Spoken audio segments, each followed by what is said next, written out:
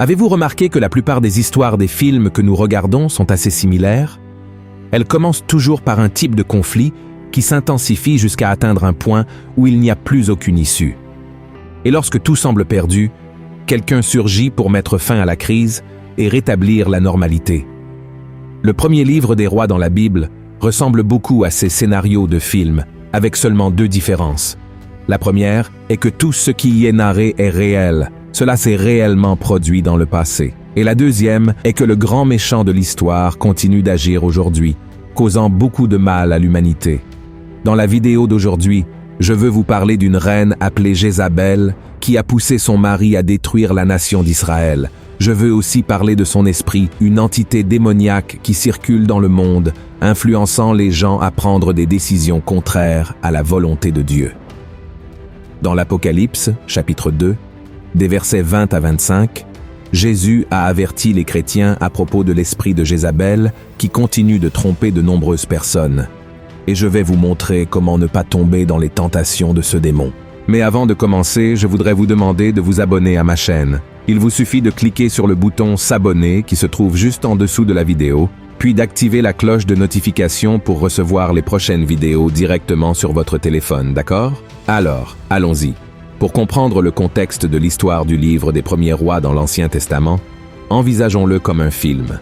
Il commence avec David en tant que roi d'Israël, mais il est déjà vieux et proche de la mort. Après lui, son fils Salomon prend le trône.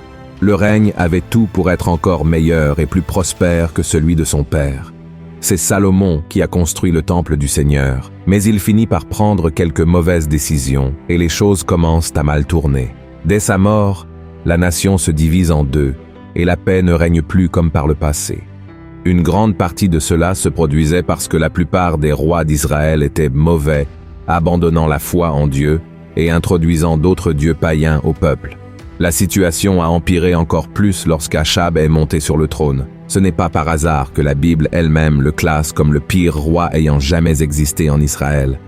Aussi mauvais qu'Achab ait pu être, une grande partie du mal pendant son règne était attribuée à sa femme, Jézabel.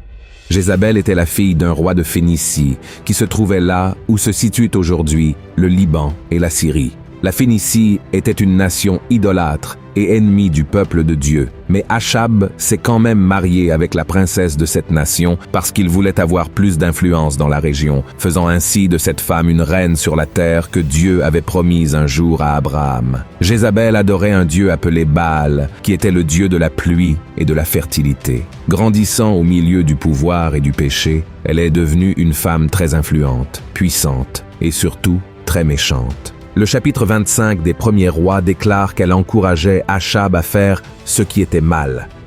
Bien que le roi d'Israël soit responsable de ses mauvais choix, une grande partie de sa chute est due à sa femme. Jézabel détestait tellement le Dieu d'Israël qu'elle ordonna que tous les prophètes du Seigneur soient tués. Notez que ce n'était pas Achab qui ordonna de tuer ces hommes de Dieu, c'était sa femme. Même éloigné de la présence du Seigneur, Achab avait encore de la crainte dans son cœur, tandis que Jézabel n'avait que de la haine. La persécution de ces hommes de Dieu fut si grande que le prophète Abdias dut cacher 100 prophètes dans une grotte, les nourrissant de pain et d'eau pendant plusieurs jours. Avoir un roi dirigé par sa reine était inacceptable dans cette société, car la bénédiction était toujours sur le roi et il devait prendre les décisions pour son peuple. Cela montre l'incompétence et la faiblesse d'Achab. Il y a eu des moments dans la vie d'Achab où il semblait qu'il voulait se repentir et suivre le chemin de Dieu. Cependant, chaque fois qu'une lueur d'espoir surgissait, Jézabel trouvait un moyen de l'éteindre. Le roi était faible dans ses convictions et surtout dans sa foi. Une autre histoire qui le souligne est quand Achab a voulu acheter une vigne à un homme nommé Naboth, un agriculteur qui était serviteur de Dieu et a refusé la proposition du roi car il croyait que cette offre déplaisait au Seigneur. Achab était très contrarié par ce refus et il est retourné au palais pour se lamenter. Lorsque Jézabel a appris ce qui s'était passé, elle a ordonné à certaines personnes d'accuser injustement Naboth, de blasphémer contre Dieu et contre le roi, étant condamné à mort par lapidation. Après la mort de cet homme, Achab a acheté la vigne, prouvant une fois de plus qu'il n'était qu'une marionnette entre les mains de cette femme si cruelle. Une autre scène montrant le pouvoir de Jézabel et la faiblesse d'Akab se trouve au chapitre 8 du premier livre des rois, où la reine ordonne à tout le peuple d'Israël de se rendre au mont Carmel et de se réunir avec elle, ainsi que 450 prophètes de Baal et 450 prophètes d'Achéra qui mangeaient à sa table. L'objectif était de défier Dieu et le prophète Élie. Il est important de noter à quel point l'esprit de Jézabel est dangereux, avec une voie d'influence et de contrôle très puissante, comme cela a été le cas avec Akab et continue d'être aujourd'hui avec toutes les personnes qui se laissent dominer par cette entité démoniaque. À la fin de la vidéo, je vais vous montrer la seule manière de vaincre ce démon. Revenons au défi lancé par Jézabel. La Bible dit qu'Élie a défié les adorateurs de Baal pour voir qui est le vrai Dieu, Baal ou le Dieu d'Israël. Chaque camp devait préparer un autel et un sacrifice, mais ne pas allumer le feu. Au lieu de cela, ils devaient invoquer leur Dieu pour envoyer du feu du ciel. Les prophètes de Baal ont prié, dansé et se sont même blessés en tentant d'invoquer Baal, mais il n'y a eu aucune réponse ni signe de feu. Ensuite, Élie a construit un autel avec 12 pierres symbolisant les 12 tribus d'Israël, a mis le sacrifice dessus, puis a ordonné que l'autel et le sacrifice soient mouillés avec beaucoup d'eau. Ensuite, il a prié le Dieu d'Israël et en réponse, le Seigneur a envoyé du feu du ciel qui a consumé le sacrifice, l'eau et même les pierres de l'autel. Ainsi, avec une seule prière d'Élie, le Seigneur a exposé les faux dieux à la nation d'Israël, prouvant qu'il était le seul et vrai Dieu. Ensuite, Élie a ordonné que les prophètes de Baal soient capturés et tués. Il a prophétisé que la reine Isabelle aurait une mort terrible, ce qui l'a beaucoup irrité, la menaçant de tuer le prophète et le forçant à fuir. Le temps a passé, Dieu a pris soin d'Élie, et la prophétie sur la fin d'Isabelle s'est finalement accomplie. Elle a été jetée par la fenêtre par ses serviteurs et piétinée par des chevaux. Après sa mort, son corps a été dévoré par des chiens. Elle a eu la chance de se repentir après avoir vu le résultat du défi et d'avoir entendu la prophétie de sa mort, mais elle a choisi de continuer sur le chemin des ténèbres. Bien qu'Isabelle soit déjà morte depuis si longtemps et oubliée par beaucoup, son esprit demeure vivant dans ce monde et se manifeste dans le comportement et les actions de beaucoup d'entre nous. Dieu a touché mon cœur pour vous transmettre cette parole aujourd'hui, parce qu'il veut vous avertir sur le type de personnes que vous avez autour de vous.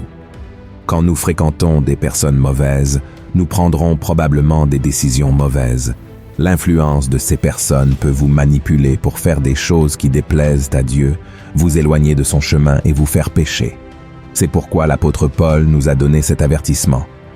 Ne vous mettez pas avec les infidèles sous un joug étranger, car quel rapport y a-t-il entre la justice et l'iniquité? Ou qu'y a-t-il de commun entre la lumière et les ténèbres?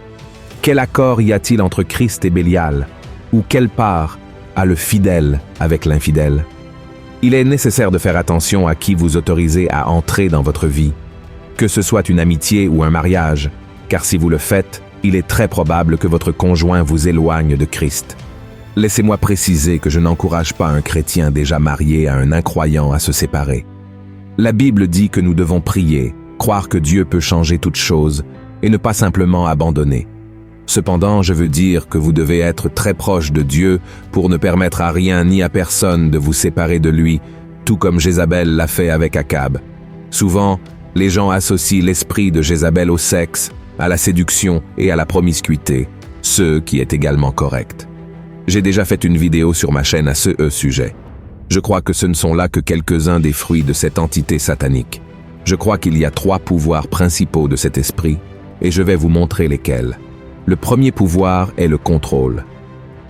Cette entité est contrôlante, manipulatrice, elle emprisonne les gens. Contrairement à ce que beaucoup de gens pourraient penser, elle n'a pas de genre. Ce n'est pas parce qu'il s'agit d'un esprit avec un nom de femme qu'il ne peut pas aussi prendre possession de la vie des hommes. Si vous regardez tout au long de votre vie, ce sont généralement les personnes avides de pouvoir ou très contrôlantes qui finissent par être possédées par cet esprit, générant beaucoup de confusion et étant très préjudiciables et désagréables. Prenons comme exemple les conflits dans les églises. Dans la grande majorité des cas, ils surviennent en raison du contrôle. C'est le pasteur contre les anciens, le ministère de louange contre les diacres, et ainsi de suite. C'est l'esprit de Jézabel qui habite également dans de nombreux foyers, y compris des familles chrétiennes. Ce ne sont pas rares les CA de couples qui me demandent de l'aide en raison des querelles de contrôle. Si c'est une réalité chez vous, priez Dieu pour un changement dès aujourd'hui, car cet esprit maléfique veut détruire votre foyer et votre famille. D'autres éléments importants, ne cherchez pas à contrôler votre conjoint, vos enfants, vos employés, vos collègues de travail ou toute autre personne faisant partie de votre cercle de relations, car cela ne vient pas de Dieu. Par hasard, le Seigneur vous oblige-t-il à faire quelque chose? Exige-t-il que vous l'aimiez et le serviez? Non. Dieu ne vous force à rien. Il veut que vous soyez sauvés, mais il n'obligera pas. Jésus a dit qu'il est à votre porte et qu'il frappe, et n'entrera dans votre vie que si vous le permettez. Le Christ n'exigera jamais que vous le receviez et l'acceptiez. Le deuxième pouvoir est la religiosité. L'histoire de Jézabel sert également à nous avertir sur les personnes qui ont un esprit religieux. Alors, faites très attention à ceux qui parlent de Dieu, qui vivent à l'intérieur de l'Église, mais qui n'ont pas une relation intime et véritable avec lui. Ces personnes accomplissent leurs devoirs religieux, recherchent ou conservent des postes élevés au sein de la congrégation et, à cause de cela, se considèrent meilleures et plus importantes que les autres chrétiens, alors qu'elles ne portent pas le Christ dans leur cœur.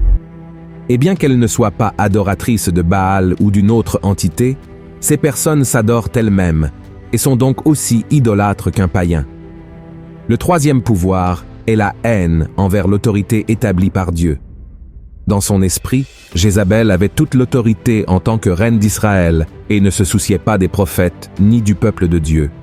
Elle ne se repentit pas de ses péchés, même après que Dieu ait prouvé sa puissance sur le mont Carmel. Elle se moqua également de Jéhu, le commandant militaire de l'armée d'Israël, avant qu'il n'ordonne à ses serviteurs de la jeter par la fenêtre. Cet esprit est également présent de nos jours, car certaines personnes veulent poursuivre leurs propres gains égoïstes, sans respecter l'ordre ou la hiérarchie. Pensez-vous qu'il n'y a pas de telles personnes dans nos églises, familles et communautés?